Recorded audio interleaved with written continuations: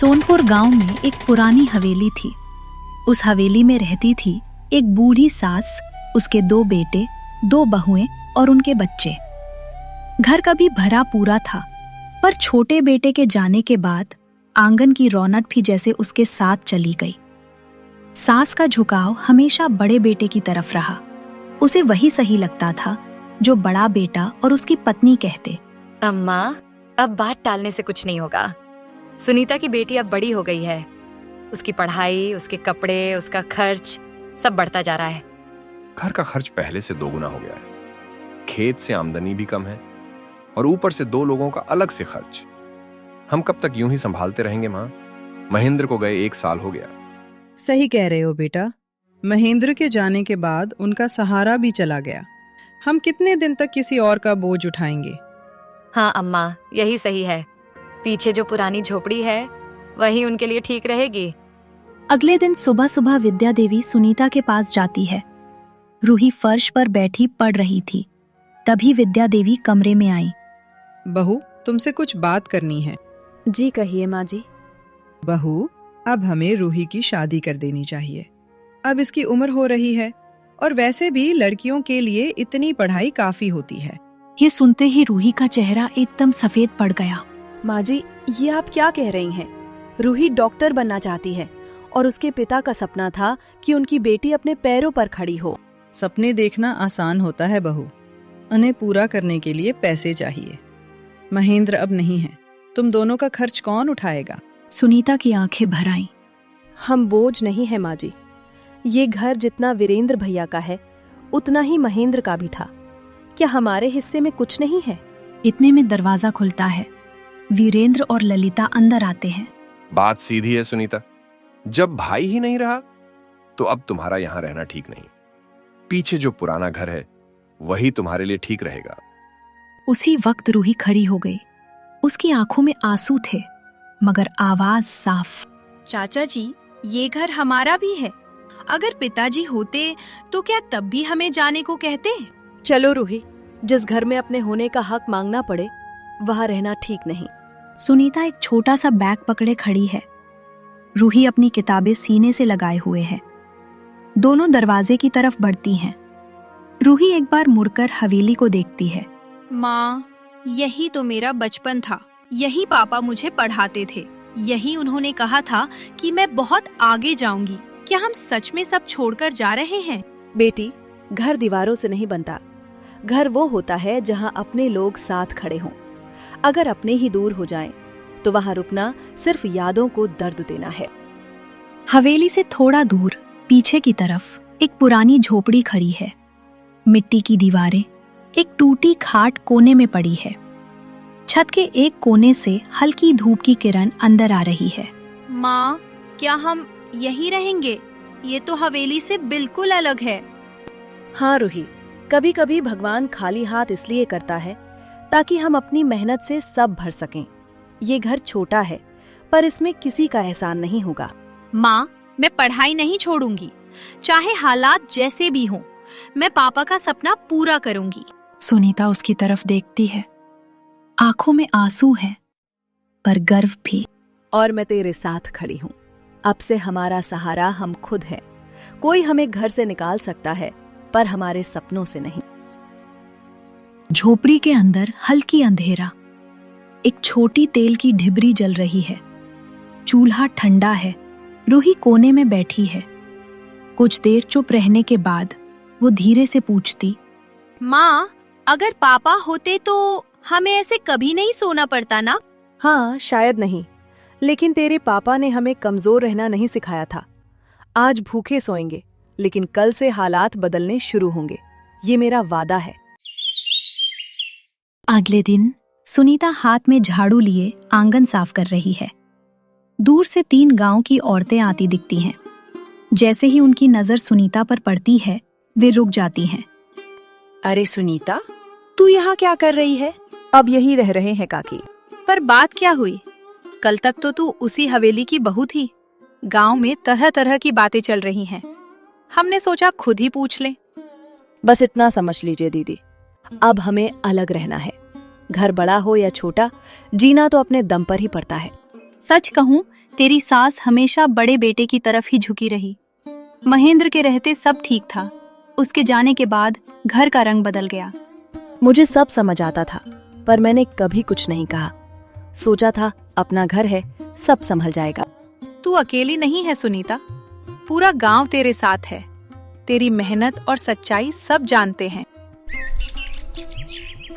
आम के पेड़ की हल्की छाया में रूही और उसकी दोस्त नंदिनी साथ बैठी थी। हवा में मिट्टी की सौंधी खुशबू थी।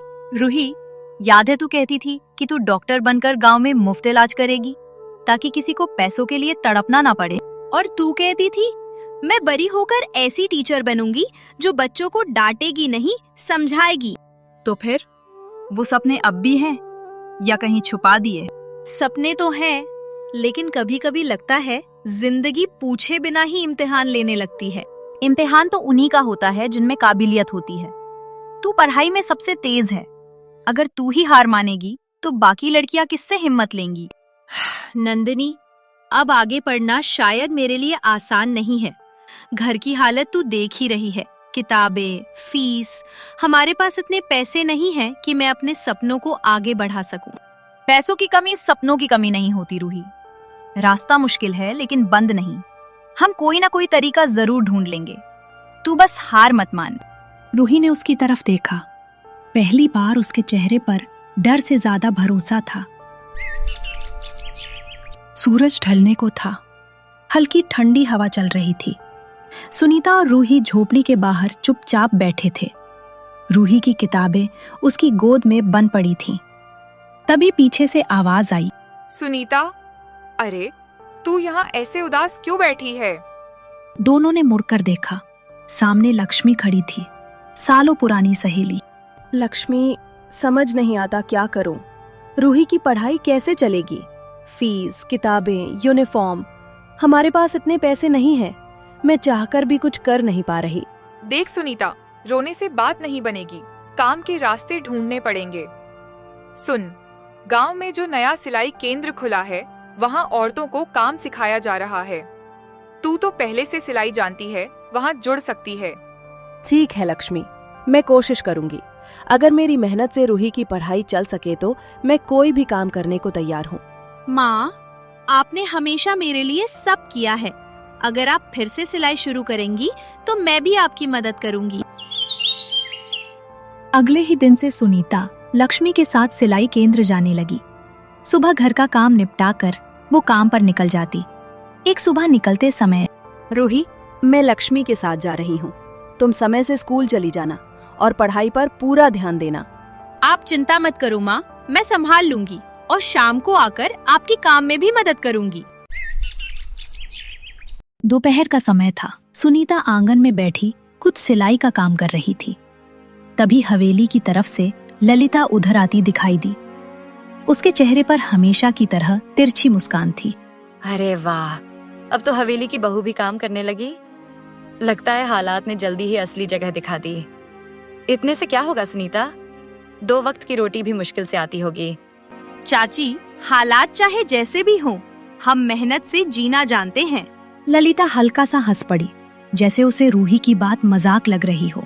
इतनी मेहनत करने से अच्छा है एक काम करो सुनीता, मेरे घर ही आ जाओ। झाड़ू पोंछा, बर्तन कर लिया करना, अच्छे पैसे दे दूंगी। धन्यवाद दीदी, पर हमें किसी के घर काम करने की जरूरत नहीं है।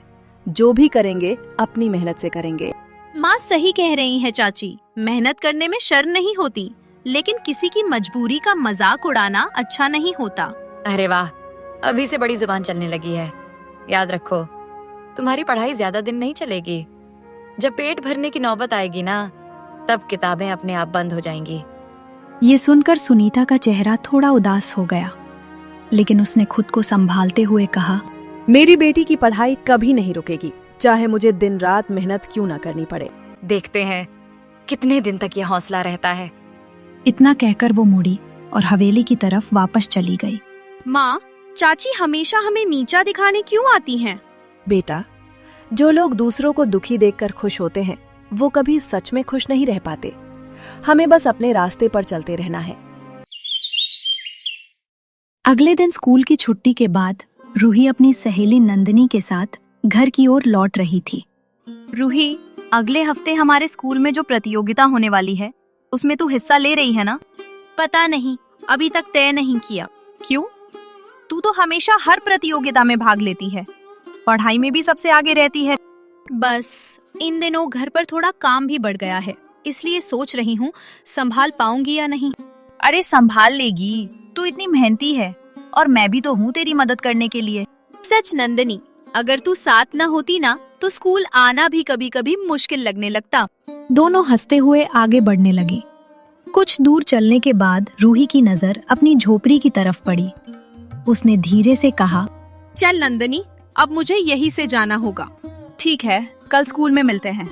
और हाँ, प्रतियोगिता के बारे में सोचना जरूर। ठीक है, सोचूंगी।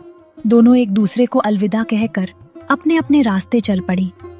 रूही नंदनी से अलग होकर धीरे धीरे अपनी झोपड़ी की ओर बढ़ने लगी। अंदर सन्नाटा था। रूही ने बैग एक तरफ रखा और तभी उसकी नजर दीवार पर लगी अपने पिता की तस्वीर पर पड़ी। तस्वीर को देखते ही उसकी आंखों में आंसू भर आए। पिताजी, आप इतनी जल्दी क्यों चले गए? आप होते तो ये दिन नहीं आते। माँ मेरे लिए दिन रात मेहनत कर रही हैं। वो चाहती हैं कि मेरी पढ़ाई कभी न रुके। आप देखना, मैं एक दिन जरूर कुछ बनूंगी ताकि माँ को फिर कभी किसी के सामने झुकना ना पड़े। इतना कहकर रूही चुपचाप वहीं खड़ी रोती रही। उधर हवेली में बैठे ललिता, वीरेंद्र और विद्या देवी आपस में बात कर रहे थे। तभी ललिता तिरस्कार भरी मुस्कान के साथ बोली, माँ जी, आपको पता है आपकी प्यारी बहू सुनीता अब घर घर जाकर सिलाई का काम करती फिर रही है। अच्छा ही हुआ, अपने घमंड का नतीजा अब समझ में आ रहा होगा उसे। जिसे हवेली की रानी बनकर रहना था, वो अब दूसरों के घर काम कर रही है। यही उसकी औकात है। और उसकी बेटी रूही अभी भी स्कूल जाती है जैसे कोई बड़ी अफसर बनने वाली हो। जिन लोगों को अपनी औकात भूलने की आदत हो जाती है, वक्त उन्हें बहुत जल्दी आईना दिखा देता है।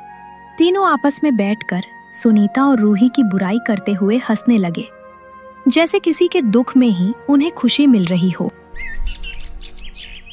शाम का समय था। सूरज ढलने लगा था। सुनीता दिन भर का काम करके थकी हुई झोपड़ी में लौटी। रूही तुरंत उठकर उसके पास आई। माँ, आप रोज इतनी मेहनत करती हो, आपको देखकर अच्छा नहीं लगता। मैं सोच रही थी अब से मैं भी आपकी मदद करूंगी। तू मेरी मदद करेगी? लेकिन कैसे रूही?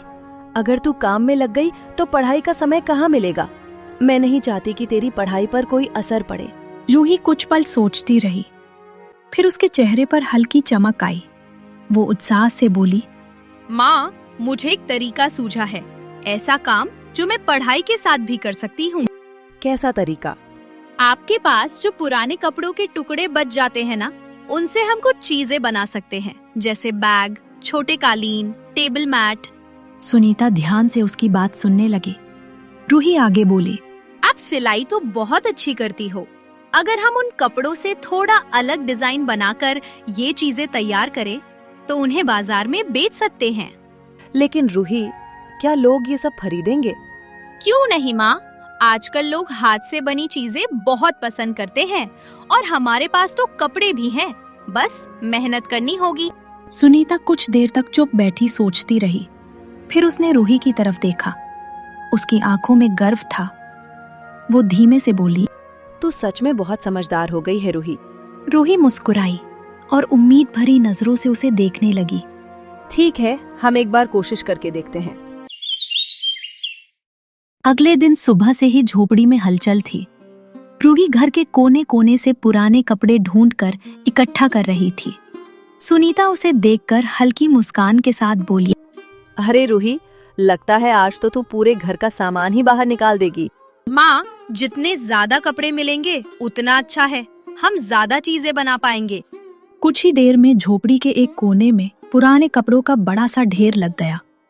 सुनीता सिलाई मशीन के पास बैठ गई और कपड़ों को अलग अलग करने लगी।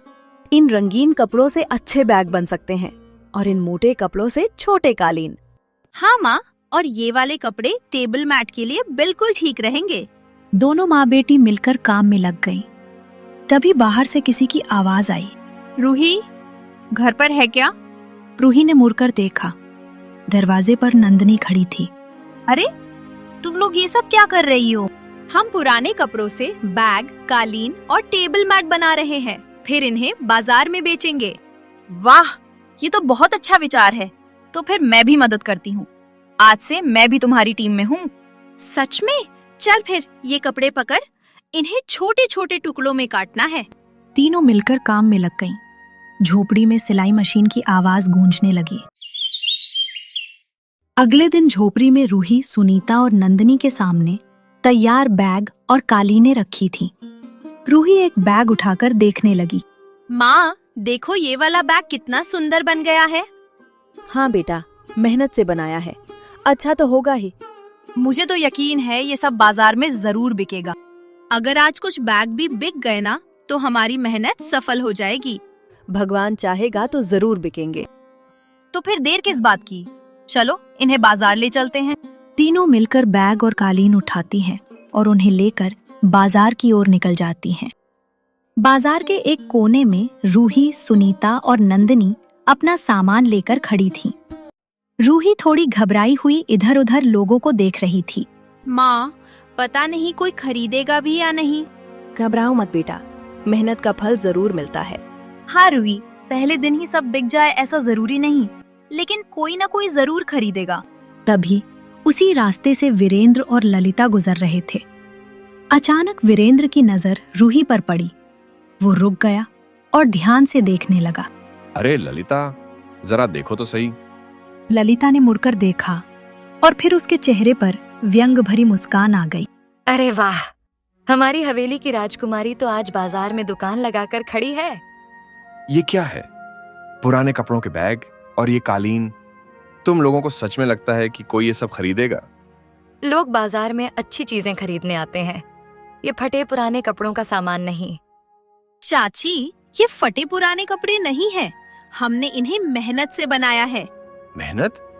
मेहनत से कोई चीज अच्छी नहीं हो जाती।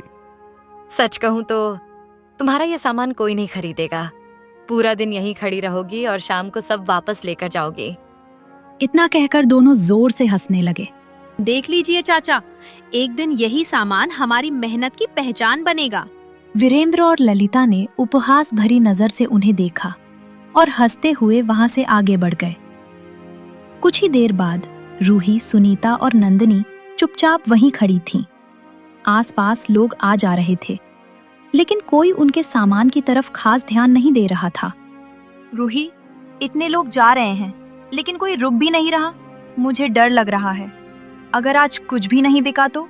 डर तो मुझे भी लग रहा है नंदनी, लेकिन अगर हम कोशिश ही नहीं करेंगे तो हमें कभी पता भी नहीं चलेगा कि हम क्या कर सकते हैं। मुझे विश्वास है कोई ना कोई जरूर रुकेगा। मेहनत कभी बेकार नहीं जाती बेटा, थोड़ा धैर्य रखो। तभी वहां से एक सुसज्जित औरत गुजर रही थी। उसकी नजर अचानक उनके बैगों पर पड़ी और वो रुक गई। वो झुककर एक बैग उठाती है और ध्यान से देखने लगती है। ये बैग किसने बनाया है? जी, हमने बनाया है। सच बताऊं, बाजार में तो हर जगह एक जैसे बैग मिलते हैं, लेकिन ये अलग है। इतने साधारण कपड़ों से इतना सुंदर और मजबूत बैग बनाना ये आसान काम नहीं है। रूही की आंखों में उम्मीद चमकने लगी। मुझे ये बैग दे दो, और वो नीला वाला भी। मुझे लगता है मेरी बेटी को भी ये बहुत पसंद आएगा। आप सच में खरीदना चाहती हैं? क्यों? तुम्हें लगता है मैं मजाक कर रही हूँ? तीनों हल्का सा हंस देती है। रूही जल्दी से दोनों बैग उसे दे देती है। ऐसे ही मेहनत करते रहो, एक दिन लोग तुम्हें पहचानेंगे। कुछ ही दिनों में सब कुछ बदलने लगा। रूही के बनाए कपड़ों के बैग और छोटी छोटी कालीनों की चर्चा धीरे धीरे पूरे गांव में फैलने लगी। अब हाल ये था कि दूर दूर के लोग भी उसके सामान को देखने और खरीदने आने लगे थे। बाजार में रूही के सामने अक्सर भीड़ सी लग जाती थी। रूही, कुछ दिन पहले तक हमें समझ नहीं आ रहा था कि आगे क्या करेंगे, और आज देखो लोग खुद चलकर तुम्हारा सामान खरीदने आ रहे हैं। माँ, ये सब हमारी मेहनत है और आपकी हिम्मत भी। अगर उस दिन आपने मेरा साथ ना दिया होता तो शायद मैं ये सब करने की सोच भी नहीं पाती। दोपहर का समय था। बाजार में हलचल थी। जहां रूही अपना सामान बेचती थी, उसी के पास वीरेंद्र की प्लास्टिक बैग की दुकान भी थी। पहले वहां काफी भीड़ रहती थी, लेकिन अब दुकान लगभग खाली पड़ी थी। दुकान पर खड़ा नौकर रमेश ये सब देख रहा था। चलो जल्दी पहले रूही के पास चलते हैं। उसके कपड़ों के बैग बहुत अच्छे होते हैं, मजबूत भी और दिखने में भी सुंदर। हाँ, और सबसे अच्छी बात यह है कि वो पुराने कपड़ों से इतने काम की चीजें बना देती है। प्लास्टिक के बैग से तो कहीं अच्छे हैं। रमेश ने ये देखा तो वो परेशान हो गया। शाम होते ही वो जल्दी जल्दी हवेली पहुंचा जहां वीरेंद्र बैठा हुआ था। मालिक, मुझे आपसे जरूरी बात करनी है। क्या हुआ? ऐसे क्यों घबरा रहे हो? मालिक, पिछले कुछ दिनों से दुकान पर बहुत कम लोग आ रहे हैं। ज्यादातर ग्राहक तो सामने वाली लड़की रूही उसी से बैग खरीद रहे हैं। क्या कहा तुमने? जी मालिक, लोग कह रहे थे कि उसके कपड़ों के बैग ज्यादा मजबूत हैं और दिखने में भी अच्छे हैं, इसलिए सब उसी के पास जा रहे हैं। वीरेंद्र का चेहरा गुस्से से लाल हो गया। वो अचानक खड़ा हो गया। उस लड़की की इतनी हिम्मत, जिसे मैंने घर से निकाल दिया था, वही अब मेरे ही सामने दुकान लगाकर मेरा नुकसान कर रही है। रमेश चुप खड़ा रहा। वीरेंद्र की आंखों में अब गुस्सा और जलन साफ दिखाई दे रही थी। अब मुझे समझ आया उस दिन बाजार में इतनी भीड़ क्यों थी। लगता है अब मुझे रूही को उसकी औकात याद दिलानी पड़ेगी। अगले दिन बाजार में भीड़ थी। रूही की दुकान पर लोग बैग देख रहे थे। वीरेंद्र गुस्से में उनकी दुकान की ओर बढ़ता हुआ आ गया। वाह, तो ये है तुम्हारी बड़ी दुकान। उस दिन भी कहा था ना मैंने, 2-4 पुराने कपड़ों के बैग बेचकर खुद को बहुत बड़ा व्यापारी मत समझने लगना। भैया, हम बस अपना गुजारा करने की कोशिश कर रहे हैं। किसी का नुकसान करने का हमारा इरादा नहीं है। गुजारा? मेरे सामने दुकान लगाकर मेरा ही धंधा चौपट कर रही हो और कह रही हो गुजारा कर रही हो। हम कोई गलत काम नहीं कर रहे हैं चाचा, बस मेहनत से अपना जीवन चलाने की कोशिश कर रहे हैं। सुनीता, अपनी बेटी को समझा दो, ज्यादा ऊंचा उड़ने की कोशिश ना करे। अगर मेरी बात नहीं मानी तो याद रखना, तुम्हारा यहाँ टिकना मुश्किल कर दूंगा। वीरेंद्र जी, लड़की सही कह रही है। वो मेहनत से काम कर रही है, उसे क्यों रोक रहे हैं? और सच कहें तो उसके बैग सच में अच्छे हैं, इसीलिए लोग खरीद रहे हैं। ठीक है, तुम सबको इसका साथ देना है ना, दे लो, लेकिन याद रखना इस बाजार में ज्यादा दिन तक इसकी दुकान नहीं चलेगी। फिर वीरेंद्र गुस्से में मुड़ा और तेज कदमों से वहां से चला गया। कुछ महीने बीत गए। एक शाम हवेली में सन्नाटा था। आज फिर दुकान जल्दी बंद करके आ गए। क्या आज भी कोई ग्राहक नहीं आया? अब ग्राहक आए भी क्यों, लोग प्लास्टिक के बैग छोड़कर कपड़ों के बैग खरीद रहे हैं। शायद ये सब हमारी ही गलती का नतीजा है। वीरेंद्र और ललिता दोनों उनकी ओर देखने लगे। अब इन बातों से क्या फायदा माँ जी? फायदा तो कुछ नहीं, लेकिन सच्चाई तो यही है। घमंड में आकर हमने एक मेहनती लड़की के साथ बहुत गलत किया। उधर बाजार में रूही की दुकान के सामने काफी भीड़ थी। रूही बेटा, आज तो सुबह से ही इतनी भीड़ है, लगता है सारे बैग जल्दी खत्म हो जाएंगे। माँ, चिंता मत कीजिए, अंदर और भी तैयार हैं। सच कहूँ रूही, तुम्हारे बैग बहुत मजबूत हैं। पिछले महीने जो लिया था अभी तक बिल्कुल नया जैसा है। अब तो लोग दूर दूर से तुम्हारी दुकान ढूंढते हुए आते हैं। तुम्हारा काम पूरे इलाके में मशहूर हो गया है। एक समय था जब हमारे पास कुछ भी नहीं था, और आज भगवान ने सब कुछ दे दिया। रूही ने माँ की तरफ देखकर धीरे से कहा, माँ, ये सब आपकी हिम्मत और विश्वास की वजह से हुआ है। अगर उस दिन आप टूट जाती तो शायद हम यहाँ तक कभी नहीं पहुँच पाते।